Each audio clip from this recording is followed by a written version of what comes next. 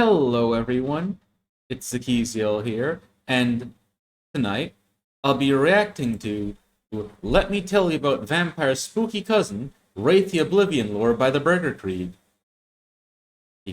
Before we begin, as always, I'd like to remind everyone and to check out the original video if they haven't already. The Burger puts a lot of work into these videos. And I'd also like to apologize for taking so horribly long to get to these. Thanks for those of you who have been patient.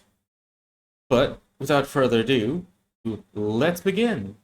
Hello, I'm your mum, and today we're going to talk about Depression, the role-playing game. Wraith the Oblivion. Wraith is a fascinating element of the World of Darkness setting, not just on a conceptual level, but also mechanically. Because instead of playing your character, you kind of play half of your character and also half of someone else's character.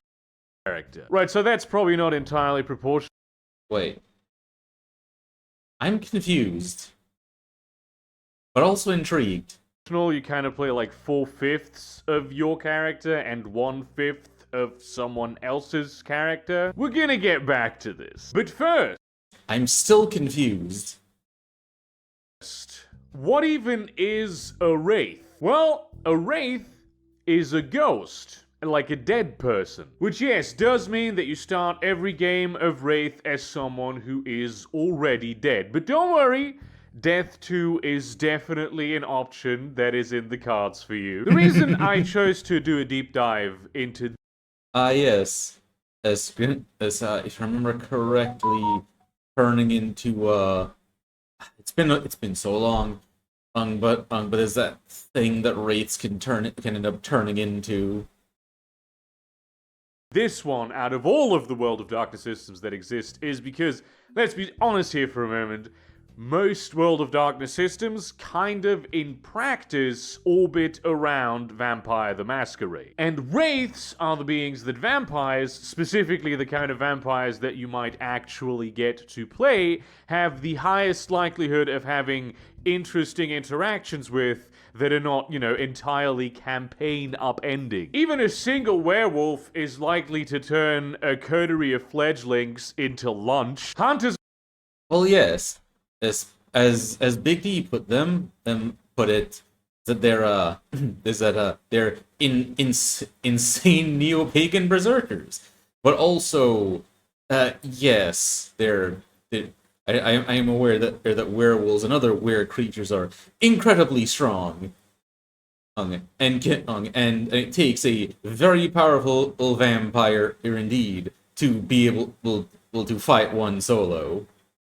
Are always harbingers of an impending apocalypse because they tend to have the Second Inquisition riding hot on their trail. Mages are completely unpredictable, and changelings are just plain weird. And let's not even talk about, like, demons and mummies and shit. Now, in fairness, you don't need any of these to run a great Vampire the Masquerade Chronicle. Probably like 90% of World of Darkness games are designed to basically run with themselves as closed ecosystems, interacting only with the beings that particular game is about. Different kind of supernatural beings don't really know all that much about each other, and so they also kind of try to stay out of each other's way. However, I don't think it would be too much of an understatement to say that pretty much all Vampire Chronicles feature some type of haunting at some point during the Chronicle. It's just gonna, even if it's like a small side quest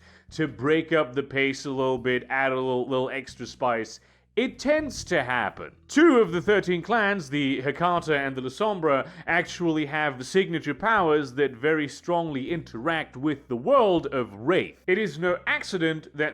Oh wait, actually, I just remembered. Because he mentioned that whole thing about how the supernatural creatures tend to stay clear of one another. I think, didn't he mention back in his video about the technocracy, about the what was it again? That there's something about how the technocracy interacts with vampires, given that, well, will once again, it's one of those things that's just been so long. Actually, I should probably rewatch that video. It was just a refresher at some point. Like, you know, like behind the scenes, that is. Anyway, The discipline that these two clans share in Vampire 5 is called Oblivion. It is the Oblivion from the game title, Wraith the Oblivion. So if you want to run a vampire campaign, and you want to know stuff about at least one other World of Darkness setting, because I know it's incredibly daunting to even look at all of them, and few even very experienced storytellers, game masters really know all of them. Make it be this one. You don't need to be super familiar with the lore of Wraith to run it properly in Vampire the Masquerade. You can just freehand it if you want to. Not only is probably no one going to notice because way too few people are into Wraith, even though it's so incredibly cool, it's also playing it in a manner that's a bit wrong and mysterious to a large extent is kind of key to the whole World of Darkness game experience. Not to mention that the kind of wraiths that vampires are likely to interact with are probably more outsiders, small minorities within the larger society of the dead. And these are the dead, they're not the undead like vampires. Wraiths are dead. Also, very important caveat before you watch any of this, there's really no guarantee that any of the information presented here is current and accurate to the lore as it stands right now within World of Darkness, because the meta plot of Wraith has concluded, if you will, and it's sort of maybe ended in the destruction of the underworld, not in like the complete annihilation sense, but in the like Hurricane Katrina sense. But given how fast and loose World of Darkness plays it with its world building, oh yeah, because I think in Lazaro Stage's video I saw a while back, they mentioned some stuff that happened that ended with I can't remember the exact name of what they call the event, but it's one of those really tumultuous like occurrences is that happens. Like these sorts of things happen whenever there's like some huge thing on the mortal world that occurs, the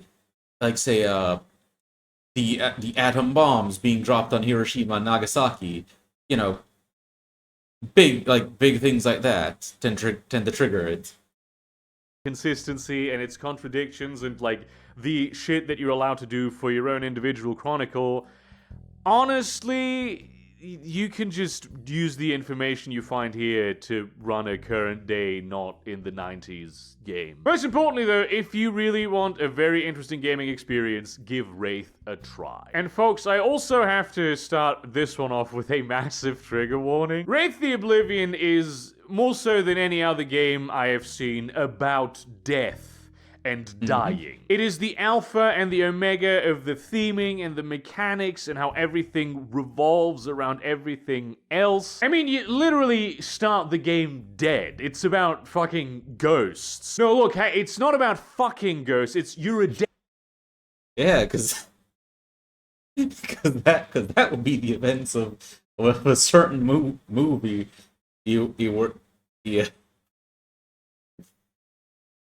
Dead person is what I mean. So we will be talking about homicide, suicide, genocide, murdercide, any Murdercide.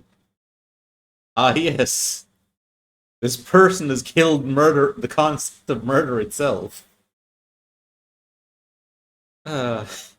word you know that ends up inside, good to fair chance it's gonna come up. East side, west side, it's all there. And all of that is brought to you by today's sponsor, Raid Shadow Legends. I'm just kidding, it's my Patreon patrons. And also the one guy who still supports me on Subscribestar, even though that platform is basically dead. It still works fine, so keep fighting the good fight. Look, I don't really do sponsorships anymore. I find them pretty annoying, and they always come off as, like, somewhat disingenuous. I mean, of course, you know, if you're a creator, by all means, do them if that's what you feel like you need to do. Secure that bag. We do, after all, live in a sort of society necropoli type situation. Me, because I'm stupid, I rely on the generosity of a bunch of cool people who like to chip in $1 or more every month. Look, I would do sponsorships for something that I genuinely really enjoy, although I have also kind of said no to some of those in the past, but mostly when people hit me up for sponsorships, aside from the few gems that I throw out occasionally, it's like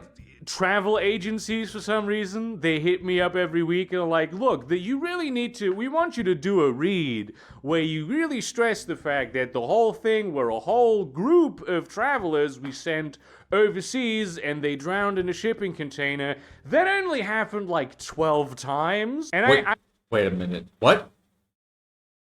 That sounds less like a travel agency, more like a human trafficking ring. I don't want to stand for that. So I don't know, maybe if Maltesers were to hit me up and maybe also pay me in Maltesers, or whoever makes Lambrusco wine, but because that's not going to happen, go ahead and support me on Patreon. Link is going to be down in the doobly-doo, the description. Patreon.com/BurgerCreek. Let's start the show! We'll say, just a side note, there is kind of a track record for when YouTubers recommend something, ends up being something. Well, in many cases, it turns out to be a scam. So, you died. Don't worry, it happens to the best of us. But what you didn't do is resolve your business on Earth, the skin lands, as you will be calling it from now on, in a satisfactory manner. In fact, you're still very much tied to those things. You might call them fetters that anchor you to the world of the living. No, seriously, that's what they're called. These are places, things, people, even organizations that exist in the Skinlands that stand for some sort of conflict that we as the dead still have to resolve within ourselves. By binding you to the Skinlands, these fetters solidify your very existence in the underworld. They are the only places where a Wraith can recover from the hardships of being dead by slumbering within their essence. As a result of that particular predicament type situation, you are one of the few unlucky individuals who didn't immediately transcend to, well, you know, whatever happens when you die. Because you are out here, trapped in this dreary pseudo-reflection of the real world called the Shadowlands. Trapped inside a cocoon of ectoplasm called a core. And the Shadowlands are not the afterlife. The Shadowlands are, if you want to sort of drastically oversimplify it, purgatory. And you will be here until you have managed to transcend. Or until you slip up and, you know, fall. In order to... Yeah, it seems rather apt considering that in the mention of the fetters, there's basically a... You have to move past as your baggage, so to speak, or rather, you know, move past as whatever is holding you back from going to whatever afterlife, if there's supposed to be. Sustain their ephemeral existence, Wraiths need to acquire pathos, which is sort of emotional energy that is gained through experiences relating to their passions, which often represent the goals one failed to achieve in life. It is essentially the vitae, the blood of Wraith, if you will. But it's gained through inducing emotional experiences, or also drain it. That's pretty frowned upon, though, generally speaking. And it actually, physically, in a sense, makes up the atoms. They're not atoms, actually. They're not really atoms. That are the Wraith's corpus, their body. A Wraith is born, essentially, with a corpus that looks like what they looked like at the time of death. But as things go on, and as the years and the decades and the centuries pass, and they do certain things, this will change. Some Wraiths have the ability to sculpt themselves and or others into whatever appearances they desire. Not that you're aware of any of that at this point. Right now you're in a sort of delirium until a Wraith that works as a Reaper decides to free you from your call. Now this is only very rarely an act of kindness. Reapers are not interested in your freedom. They just want to sort of sell you into slavery. Because the Shadowlands are run by something called the Hierarchy, a great unforgiving bureaucracy of the dead that... I guess even Charon has been hit by hard times. Seems a coin under the tongue isn't cutting it these days.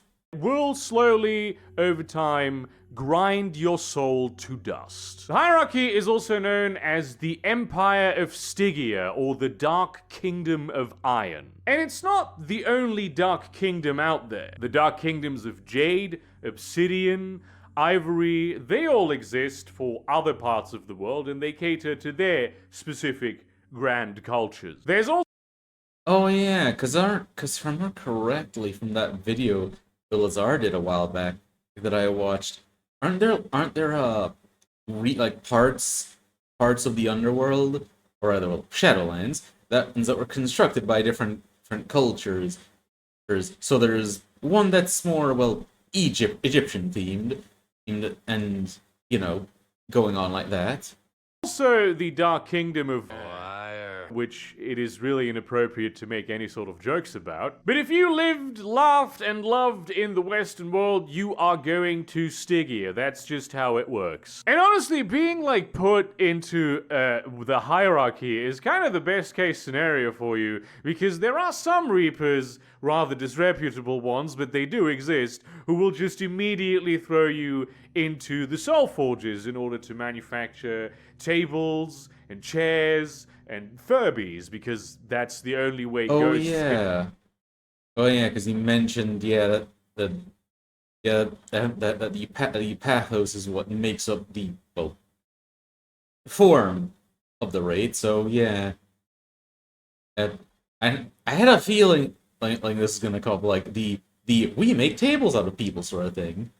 can actually make stuff in the underworld. So if you ever commit any particularly heinous crimes against the laws of the hierarchy, they might actually melt your soul down to make things with it, which they claim destroys your consciousness. But I don't know if you've ever seen a Furby, but something in there is very much disturbed and also in a great deal of pain. Now, the purpose of the hierarchy is ostensibly to help the Wraiths that make it up deal with their unresolved issues and aid them in the process of transcending. In practice, it does the literal exact opposite by, fucking around with your fetters and manipulating your passions, or having you try to resolve your issues by actually resolving them in the real world instead of getting over them, and also you're not allowed to do that either. It's a deeply dysfunctional organization ruled by an absentee emperor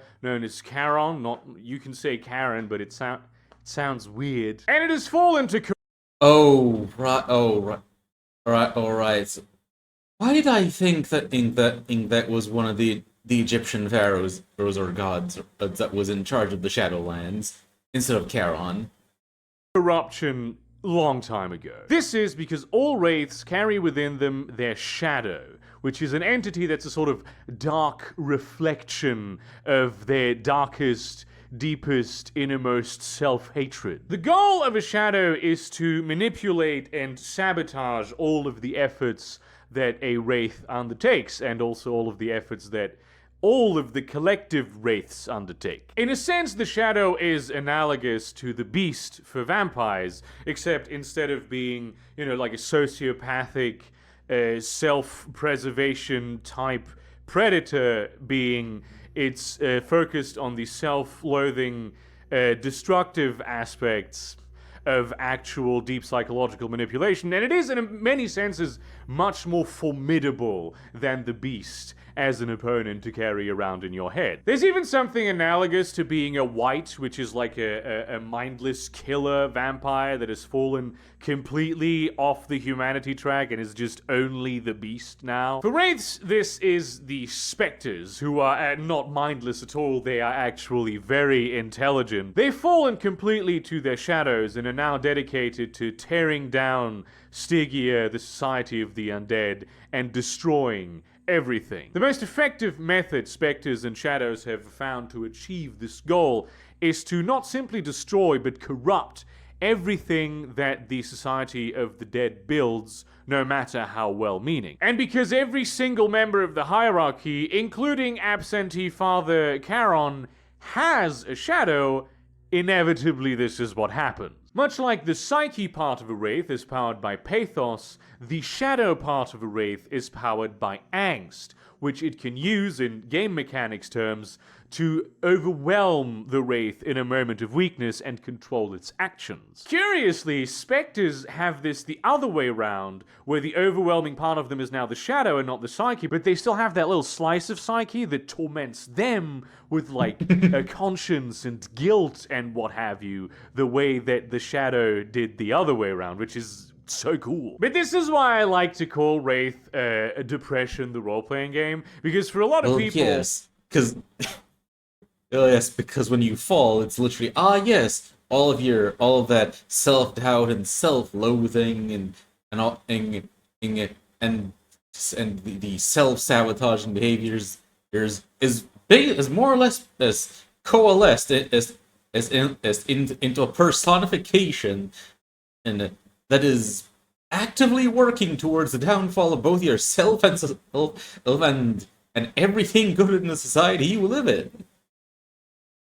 Just having this voice in the back of your head trying to sabotage everything you do, making you do shit that really it serves no other purpose but to destroy your own life and to make you feel bad, to reinforce this like internal monologue that is like you are shit and you need to arrange the world in a way that makes you feel as shit as possible because that's what you deserve. Yeah, that's how it works. That's how depression works for a whole lot of people. And here's the kicker, you may have figured this out already, but as a player you control the psyche part of your Wraith and your shadow is controlled by another player at the table, and you also control someone else's shadow. This requires a lot of trust and like advanced role-playing skills, but it can make for a highly satisfying experience. And the reason Shadows and Spectres do all that is Oblivion. But to understand what Oblivion even is, we need to sort of conceptualize the geography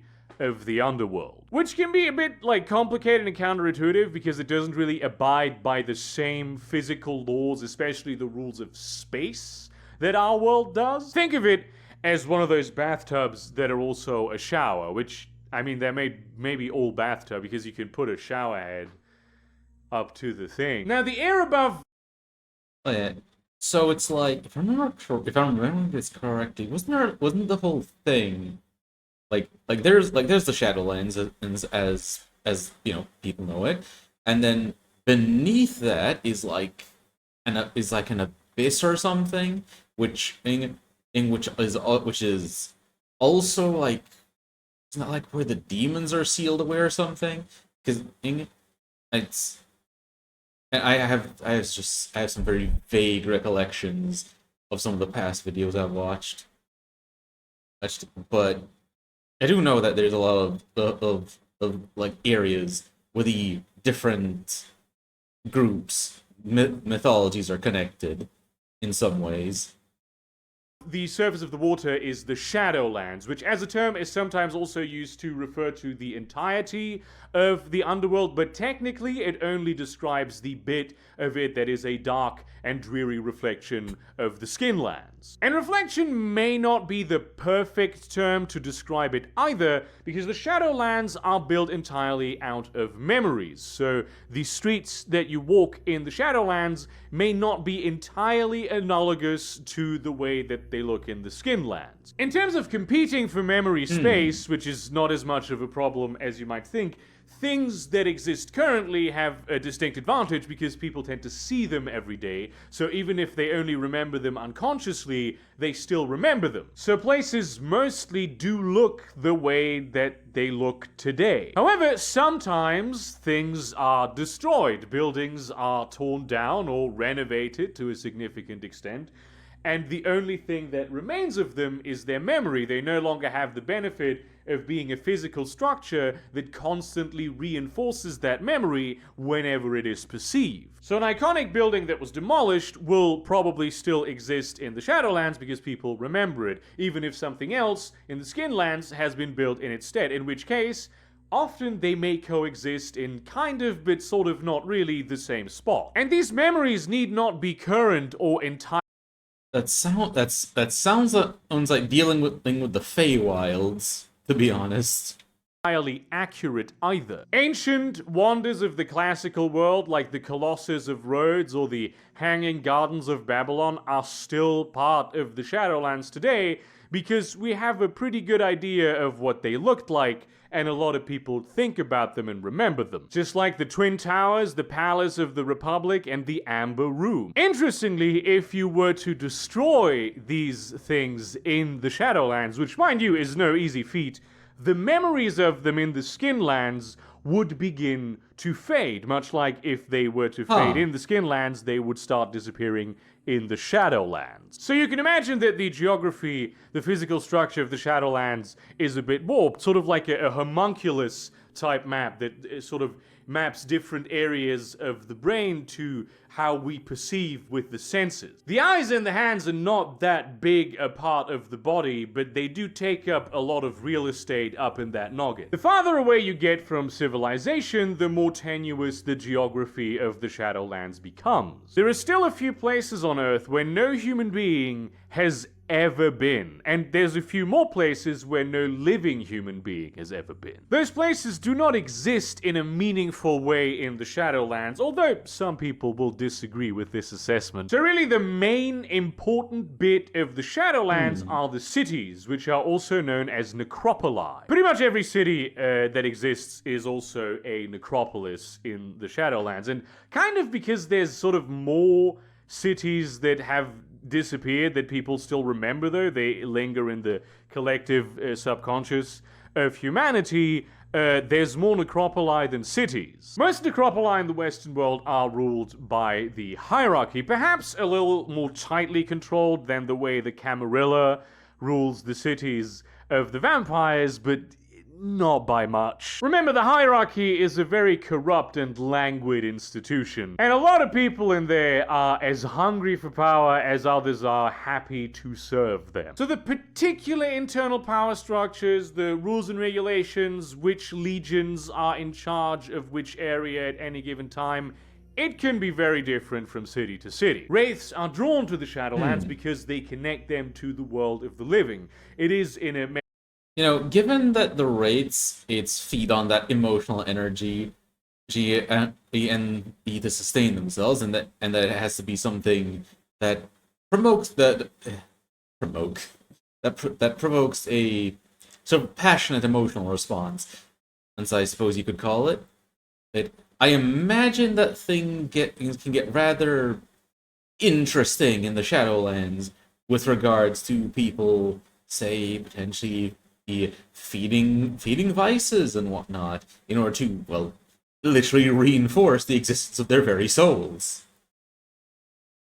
Metaphysical sense, the place where their fetters are located. A Wraith with no fetters cannot survive in the Shadowlands for long. And that is because, like in any functioning shower, there's water coming from up top. Okay, so this is not like a small shower head, but one of them like super high-tech, full coverage, mega blast, water comes from all directions type shower head, and also it is constantly malfunctioning in unpredictable ways. That, my friends, is the Tempest, and in a sense, it obscures most of the Shadowlands. Outside of the necropoli and the ever-changing byways that we use to navigate in between them, the Tempest rules and annihilates all. It used to be a lot more relaxed, but nowadays, the Tempest is a vast, stormy sea of pelting acid rains that is almost impossible to navigate. And just because our metaphors do not already utilize enough non-Euclidean geometry, and just to drive home how much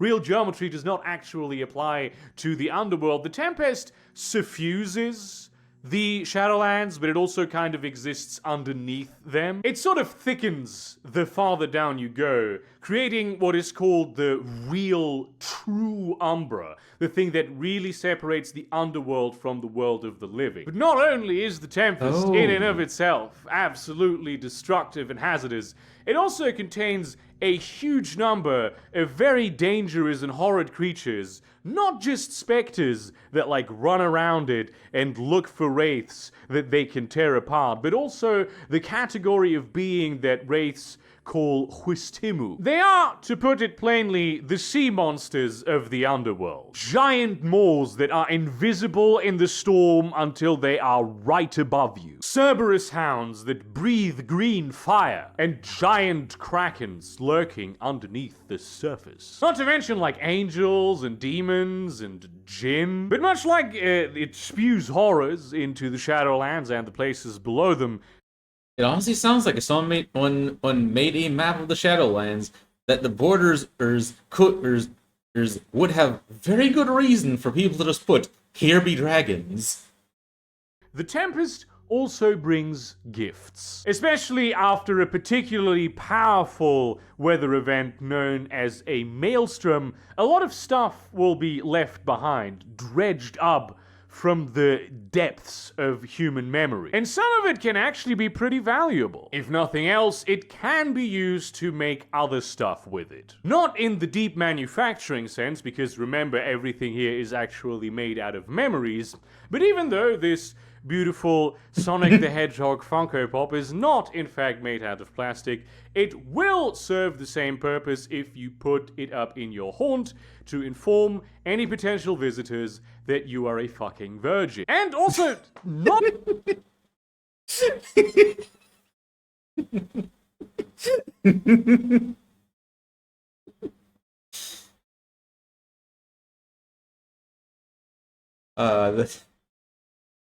That I know someone who actually collects those sorts of things and has them everywhere.